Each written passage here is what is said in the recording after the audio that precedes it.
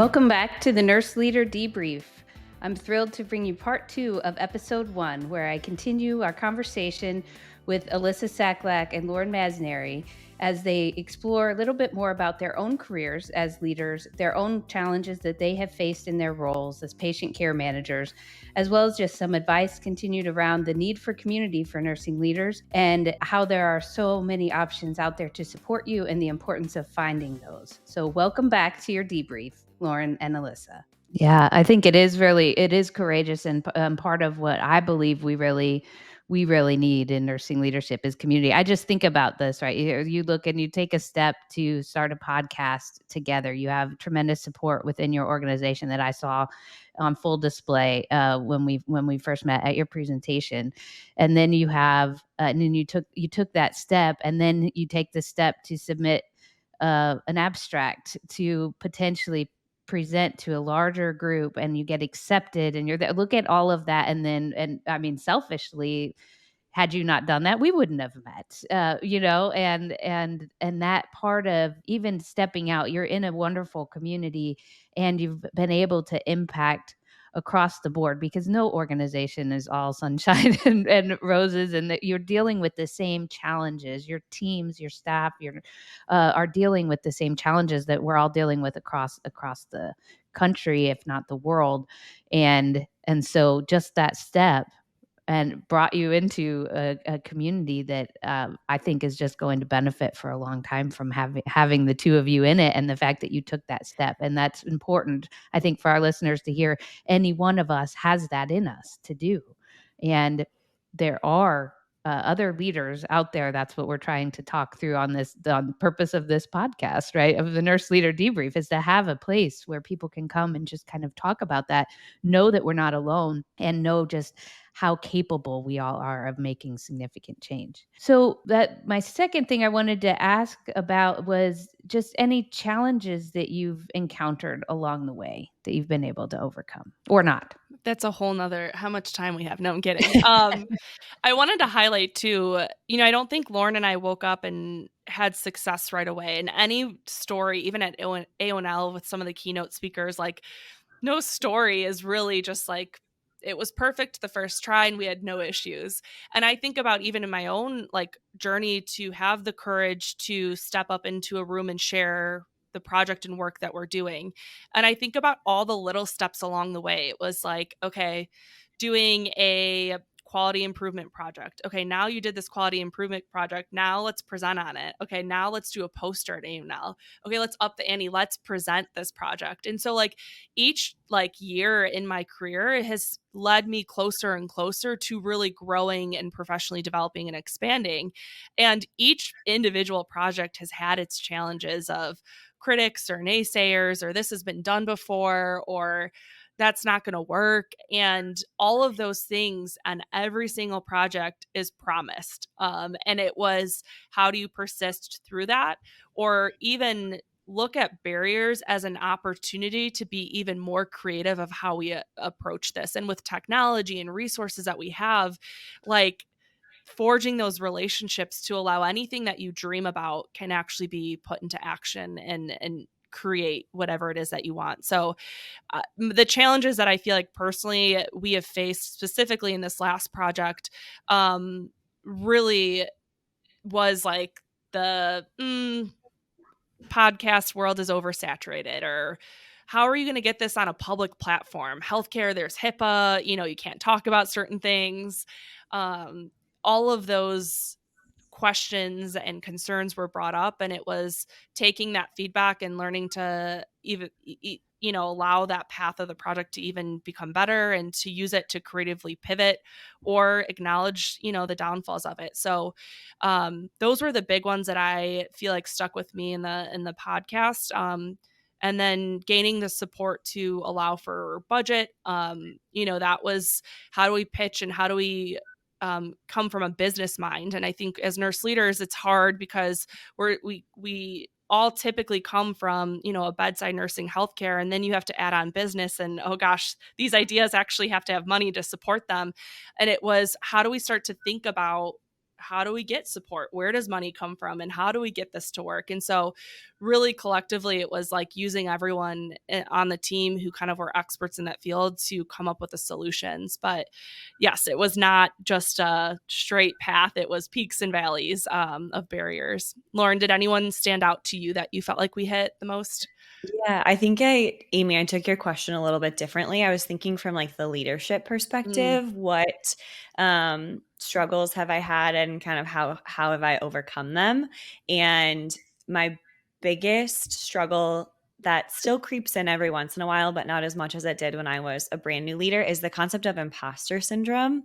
Do you know that term? Yeah. So just like thinking that I don't belong in this space. Like, how did I trick somebody to letting me into this environment? But then realizing that I am a good leader and I do have a lot of strengths and I'm good at this job. So just like keeping the positive mindset and pushing down that imposter syndrome when it inevitably creeps in every so often is, I think, the thing that I struggle with the most as a leader. And you referenced coaching, and I struggle with coaching, but I always tell my team, I wouldn't be having this conversation with you if I didn't care.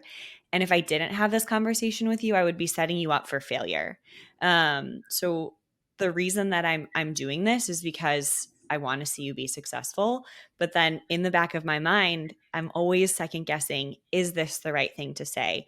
Should I have had this conversation in another way? But then I just go back to what is my leadership style and what do I pride myself on? I pride myself on transparency. Pride myself on clear and consistent communication. And so if I'm staying true to what I believe as a leader, then that imposter syndrome quiets down a little bit more. But that is my biggest struggle. Amy, having been in all of your different roles, I'm going to flip the script for a second. Do you struggle with imposter syndrome ever still, even in all of the roles that you've held? I do, and what's funny is that I didn't know the term until I became a PhD student, and there's actually in my program they had a whole seminar related to it because I guess it's common to show up in PhD students, and so I didn't have a name for it until just a couple of years ago, and then of course started researching it a little bit more and learning how common it is, and I have that all the time. I mean, I've been so blessed to hold so many positions of authority or different opportunities and influence across a 25-year career that sometimes you feel ready, and I'm a pretty confident person, and that I like to make sure that doesn't come from a place of conceit, but I also was able to say, like, sometimes now as I grow and develop too, I can name that whole, I mean, doing a podcast at, of all of this type of thing. Like, what is it that, why me? And then you get to this, well, why not me? And this opportunity to kind of bloom where you're planted, if you will, and make the most of every opportunity that you get. One of my dear friends and colleagues who was a manager colleague of mine when I lived in Colorado, and still a dear friend today. She used to say, "I'm just going to have fun and do everything I can because someday somebody's going to figure out I don't know what I'm doing, and by then maybe I will have made some impact that they need to keep me around." That type of situation, and she just felt like that all the time. I don't know why I'm here, but I am, and let's take this out for a spin, and let's try this, and let's try um, to get to a different place. She and our relationship, mine and hers, reminds me a lot of what I see in the two of you as well. And something else I think is interesting to talk through is sometimes it's hard to be that in a group of. It's hard to avoid the downer discussions about everything that's going wrong or everything that is so hard. How do you do that to help lift each other up? It sounds like you have a great team beyond just the two of you as well, but what does that look like for you? I think everything has a time and a place. We don't need to have this Alyssa, what's the word I'm looking for? This toxic positivity where all we talk about is the good things. There's a time and a place to acknowledge that this is not ideal. Things are not going well. We're really struggling with X, Y, and Z. I can't get through to this new nurse. All of these other things that we have as leaders, and we call that out and we name that, and then what do we do with it?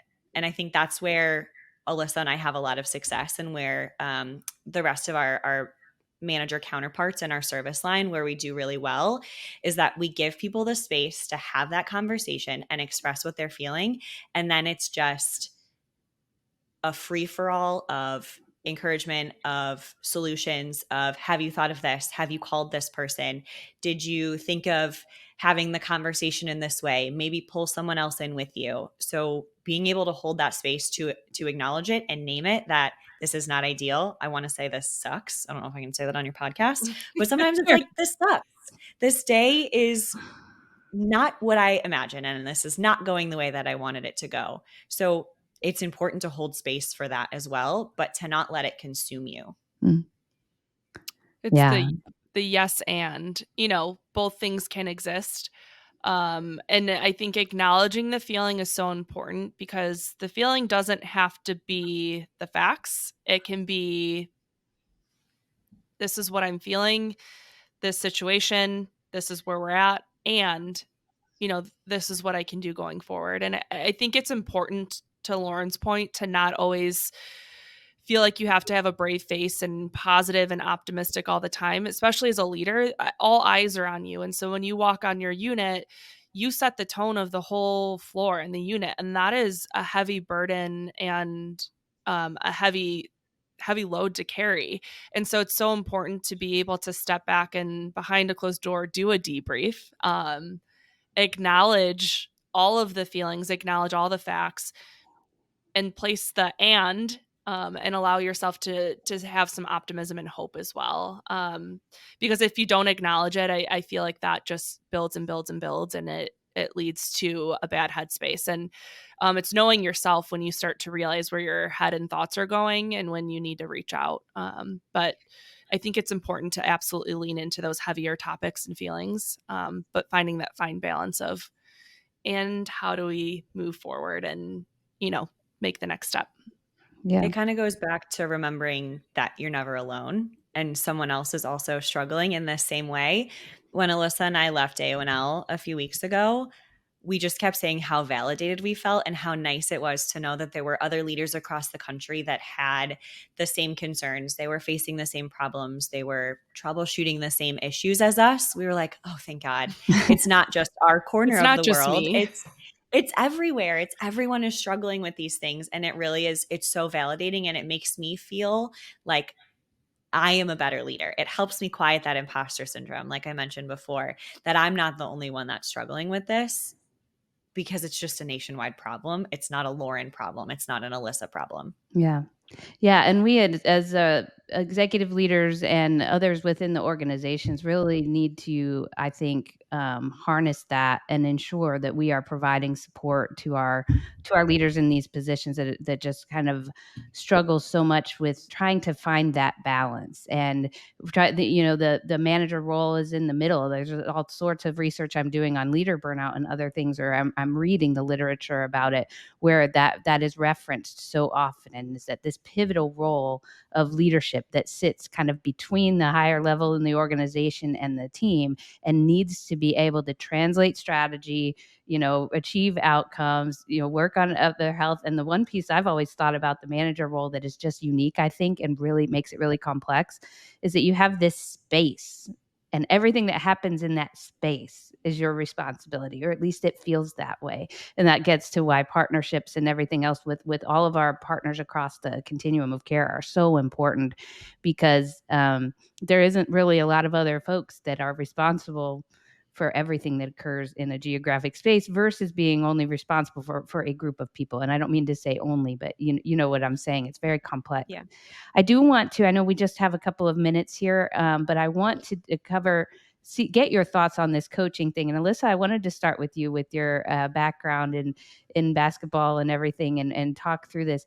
I've noticed, or at least it seems to me, and I played sports as well, not at the collegiate level, but grew up around sports and around teams and around coaches, around parents, and all who are thankfully were never afraid to kind of pour in and tell me what I was doing maybe wrong, that might be might be better. I'm a learner and a seeker, I think, because of that, a seeker of feedback, which makes us an accountable person. I've noticed a transition even in myself and watching colleagues to where when it's time for us to serve as coach, which is pretty well all the time, in my opinion, that's so hard for people to do. What do you think and then it's hard, at least I've experienced, we fear what people's response will be. And what will the response be to you telling me something I could do better? What do you think that is, Alyssa? What do you see? Or do you see a translation or, um I think, and at least for me personally, in my experience, that fear of coaching and the response comes from previous experiences when maybe you had been coached yourself, and that empathy of like, oh, well, I know that their day is busy, or kind of putting yourself in those perspectives. And so the approach I take is in the relationship. And I think this is important. Before you coach, you have to have a relationship. You have to build the relationship with the individual to know how they like to be coached. And so it's so important to know, what's their level of receiving feedback? How can I do it? And when's the best time to then coach an individual to feel confident that this is a message and how they like to receive it. And so I think that first and foremost is so important. And then coaching, when it comes down to giving that feedback and in real time, which is I think a lot of what people want, is to make it not personal, right? It has nothing to do with the individual. It has nothing to do like with you as a person. It just is presenting an opportunity to be better and to look at it a different way, and always be very open to how you're giving that coaching. And I feel the most comfortable when I'm able to do that and kind of acknowledge all those things as I go into coaching. And I mean, I can't sit here and not speak to all the coaches I've had in my life, and those previous experiences have shaped me into the style and the way that I do. And watching women's sports and seeing the coaches on the sideline and how they're talking and how they're giving feedback. In the game, it's never personal. People don't not like Caitlin Clark for who she is. It's because, she didn't get down on defense and she could have slid, to the baseline to cut her off. And that's the same with nursing. It's like, I don't dislike you as a person, but, we could have approached and de-escalated the situation a little bit differently and equipped ourselves with different tools. And so that's that opportunity to meet that person where they're at and provide that coaching. So, and I don't know, like Laurin, you kind of mentioned earlier that like not that you didn't like coaching, or I guess what are some of the challenges that you've faced with coaching? Exactly what Amy said, where I worry about the response of the other person. I worry how it's going to be received, but I often remind myself before I am going to have a difficult conversation that if I'm worrying about the way that this person is going to respond, two things are true. One, I'm worrying about something that I have no control over. I cannot control someone else's response to a situation. And also, I'm making a learning opportunity for someone else actually about me. Whereas I'm more concerned with what they are going to say back to me and how that perception of me is going to change, as opposed to what is this person going to take from the conversation. So it's a little bit of a selfish mindset that I have to get out of. This is not a conversation for me. This is a conversation for you that I happen to be leading. Well, and you're nervous for like the response to hurt someone, right? Because coaching can be, but again, how they respond is even more important to provide even more coaching on, right? Like I have no control how they're going to take this, but there's an opportunity in that if there's the different ways that people respond to that coaching. But yeah, I agree. I think the nervousness comes from like I have no idea how they're going to respond to this, and it's like, am I prepared? I think this is important, is to be prepared to know how to handle all types of responses. And that will help you tremendously feel more in control when you're giving coaching, to be like, I can handle however this person chooses to respond. I can handle that. And I know how to approach that. And that's super important. Yeah, and I think the piece too that you have both hit on is that coaching sometimes is about, hey, well, one thing I think has been is a connection anyway, is in a sports team, to the best of my knowledge, right? People are pretty clear on the goal, right? You're trying to win a game, you're trying to win a tournament, you're trying, the goal is to win. Yes, do so by having fun, do so with, with your high performance. You need to practice, I mean, think about how much film people watch when they're an athlete or a coach to prepare for the next piece. And sometimes I think, at least for myself, if you don't grow up around that, or if that's not something that you've been used to, that can be hard to say, hey, we're going to look at, think of a simulation, right? We're going to record this and we're going to look back and we're going to debrief on what this looked like. And we're going to watch your performance.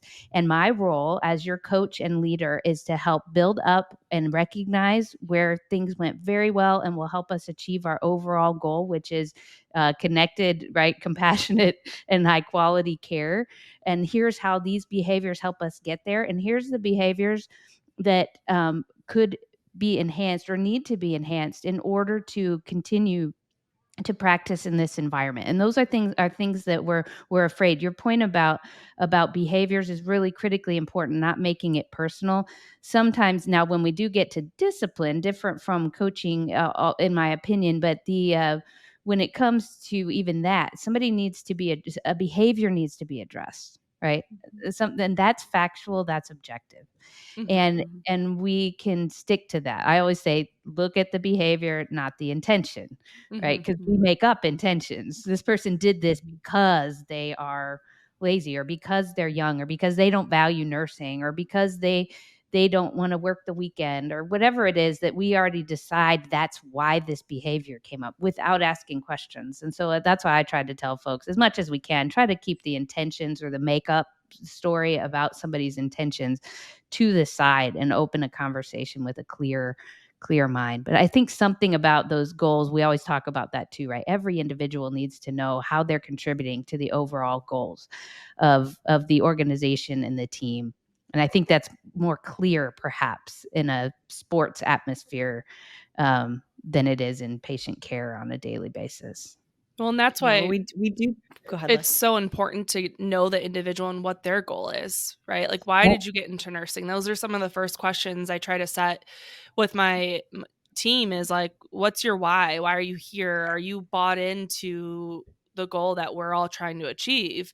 And how do I provide you feedback to get you closer to that? And making sure that we're all aligned, which is way easier said than done. But I was going to say the same thing. I think we do better when we know the why behind it. So whether that's why are we doing a practice a certain way, or why are you even here? What is your goal? That can help guide the way that you coach someone. Totally agree. It starts with why, and that's something that's is really, really great spot to end it in this dialogue. But I want to ask you each to respond to one thing. What is one takeaway that our listeners could do right now to help them grow in leadership, or take that first courageous step? Or what is one piece of advice or one takeaway that you would give to our listeners today?